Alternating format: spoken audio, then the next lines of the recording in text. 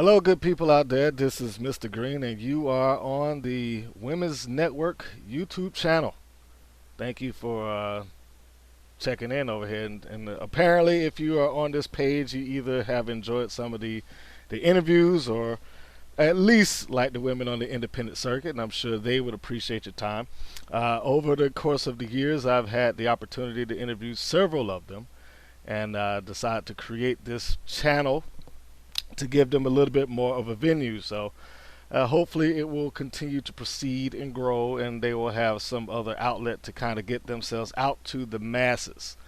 Hardest thing about being independent on the independent wrestling circuit is people just don't know who you are all the time, and it takes a lot. It takes a lot of time on the internet. It takes a lot of personal promotion, a lot of personal and self promotion in order to get the fans out there to know who you are, to be able to make your name mean something and have any weight and value in the professional wrestling world.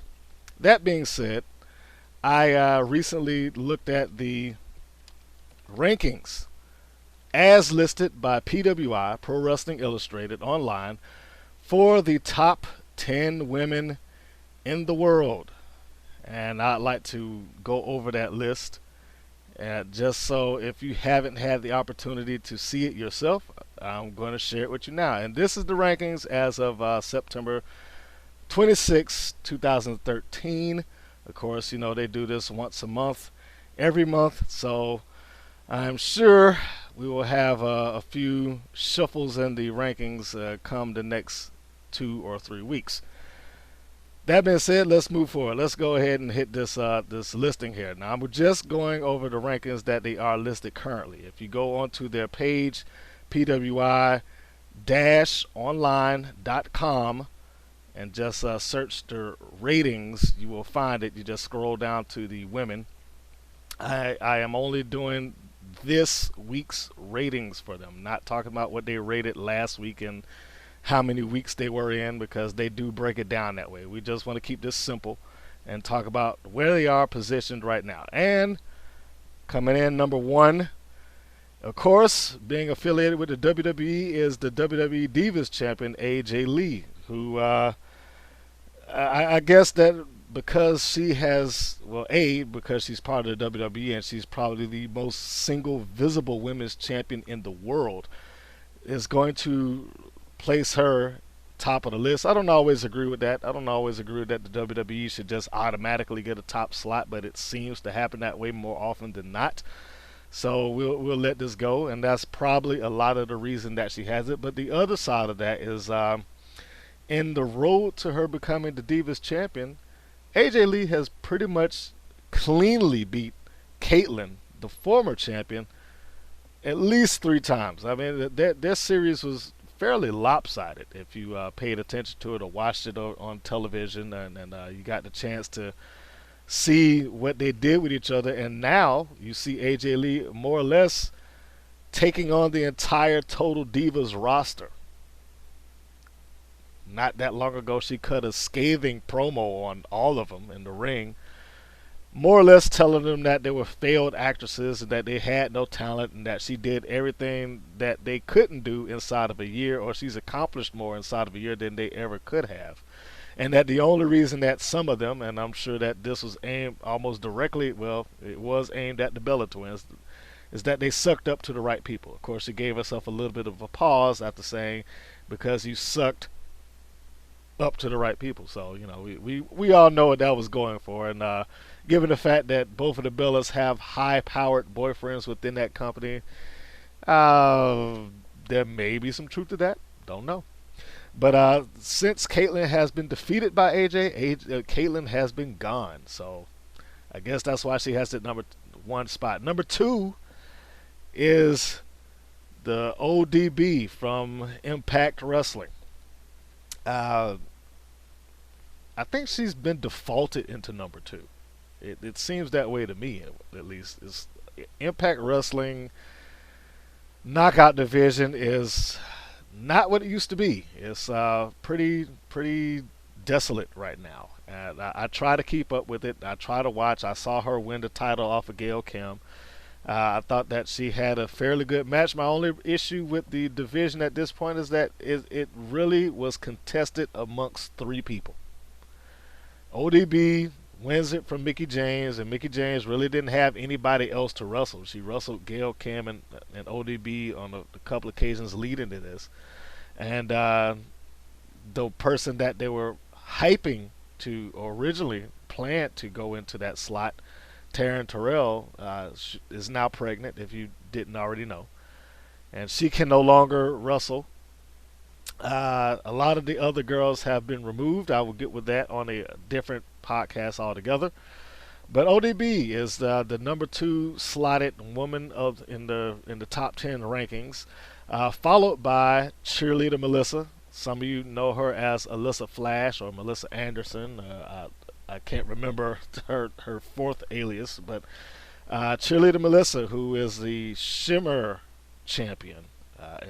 If the rankings are updated on their site, she is still the Shimmer's champion, and I think her record speaks for herself. Cheerleader Melissa, who has been a phenomenal talent. If you haven't had the opportunity to see her perform, you should do a scan through YouTube. Check out some of her Alyssa Flash work, perhaps, out of TNA when the Knockouts division was still strong. She had a really good tables match with Hamada in 2009. That if that's up there, you might want to check that out. Number 4 is Natalya from the WWE, who at one point was positioned as the number 1 contender to AJ Lee, and I think just recently she was bumped out of that spot. So I don't necessarily agree with Natalya being ranked at number 4, although she did make AJ tap in a fairly meaningless match in the sharpshooter. But Natalya is positioned in the number 4 slot of the top 10. Number 5 is the NWA Women's Champion, Casey Carlisle. And I thought that Casey should probably have been number 4, just underneath Melissa as the NWA Women's Champion. She has, if you haven't seen her, she basically is one of the last touring champions that exist in the world, aside from the NWA champion himself. Casey has gone from one promotion to the next and has taken on several women out there in the independent circuit, some of which have been champions, which positioned them as the number 1 contender to the women's or the NWA women's world title. Try looking up Casey Carlisle versus La Rosa Negra. Pretty good match.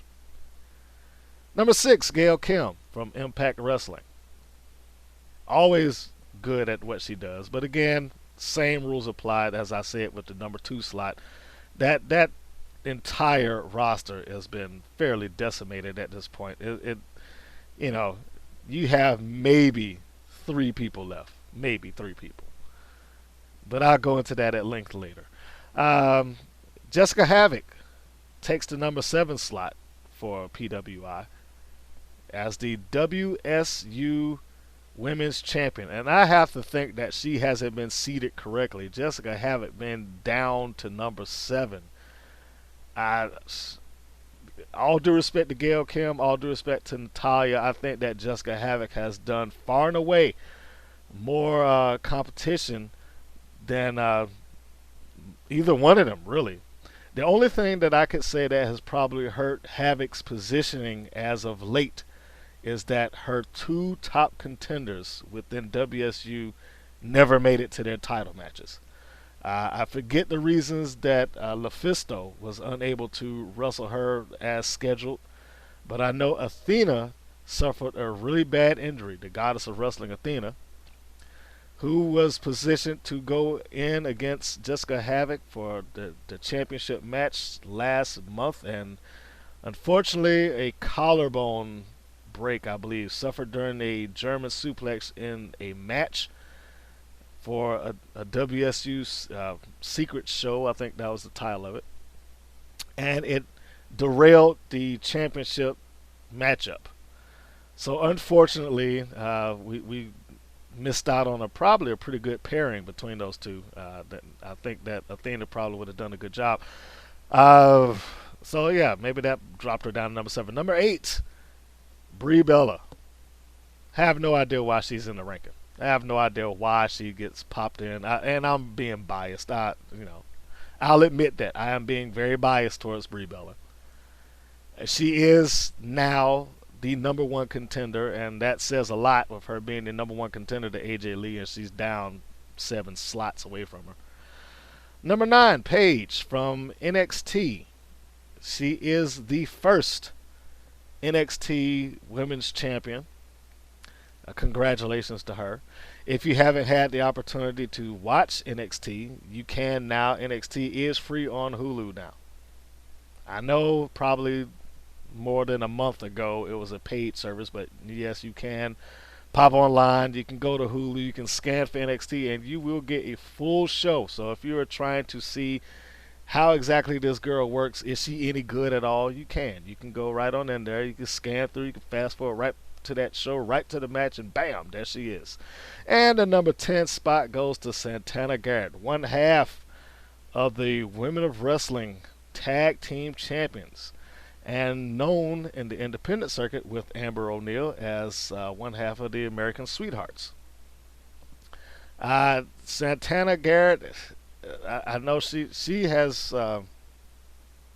been, I don't want to say mostly associated with WoW, but I know that she is a huge face on the WoW. I think even more so than the champion itself right now. If you go to their page, it's the tag team champions, Amber O'Neal, Santana Garrett, which I was really surprised that they even were in the company. David McLean, the owner of WoW, has not really had a strong track record of hiring legitimate women's wrestlers, but he has one. He has some now. He has quite a few actually. I'm really impressed.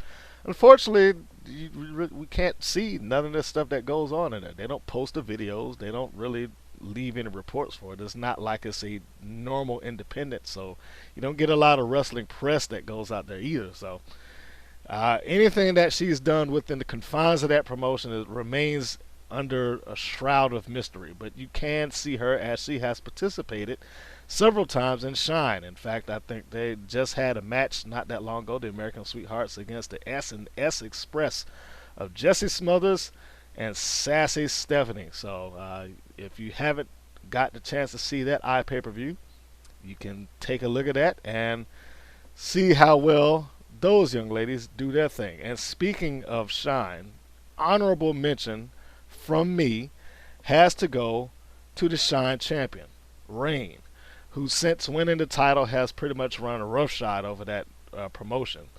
On her road to retirement, if you have not been on her Facebook page, she has more or less asked the fans, who would you like to see me wrestle before I retire? And of course she got a slew of hits, ranging from Gail Kim to Victoria to Mercedes Martinez to Cheerleader Melissa, just a variety of people. But needless to say, she deserves, in my opinion, to be on the PWI top 10. I don't know why she's not there, especially in lieu of the fact that you have Brie Bella sitting at the number 8 spot. I think that if anything, Reigns should have been number 8. They could have bumped Brie out of that. Brie doesn't do that much. Also, honorable mention, La Rosa Negra. I just said her as one of the participants at Shina, or I said her earlier as one of the opponents to Casey Carlisle, excuse me. And one of the great matches that you can check out to see her do, how well she does in the ring, is a 3-way dance between her, Su Yung, and Selena Duvall. Very good matchup. And last honorable mention coming out of my mouth this time would be Hannah Blossom, the newly crowned OVW Women's Champion, who won that title in a 4-way ladder match. Not something that you see all that often, and the entire match is available on YouTube. You can check that out. Also in the match was her sister Holly Blossom, Taylor Hendricks, and Lady Tapa. And it's amazing to see how Lady Topper just towers over everybody when you see her in that thing. I think she's probably going to be the next big dominant force as far as brutality is concerned on the women's circuit. You might want to keep your eye on her, especially considering that they have advertised recently that she is coming. Lady Topper is coming to Impact Wrestling. So keep your eyes out for her, and thank goodness they're getting somebody in that division. Maybe this is a good thing. Maybe it's a sign of things to come. Perhaps they will start to hire out some more people and rebuild that thing and make it good again, because it once upon a time it actually meant something. But that's it. That's the top 10. That is the list as featured by PWI-online.com. You can check them out. And you can see all the other ones if you're interested in that. But, of course, this is the Women's Pro Wrestling Network on YouTube, so that's the only one I'm really required to talk about. So until the next time I pop on this thing, or the next interview that you happen to hear me do, I will check you guys later. If you have any questions or comments, feel free to drop them down in the comment section below on this page. Please be respectful, and we will see you guys later.